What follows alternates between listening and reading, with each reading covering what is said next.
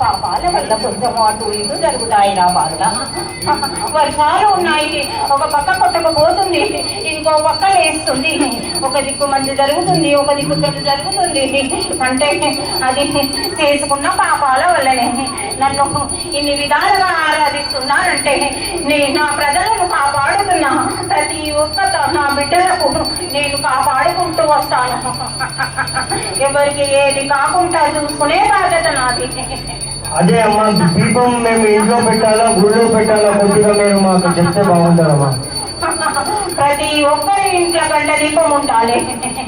5 వారాల పాటు గంట దీపం పెట్టుకొని నాకు పప్పు వెళ్ళాను 50 ఇళ్ళతోటి సాక పెడితే చాలు లాభాలుడా.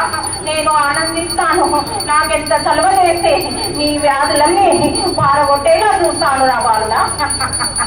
అమ్మా, మీరు చెప్పిన విధంగానే మా అందరు ప్రజలు పాటిస్తారమ్మా. ధన్యవాదాలమ్మా. మీ ఆశీర్వాదాలు మాకు ఎల్లప్పుడూ ఉండాలని కోరుకుంటున్నామమ్మా.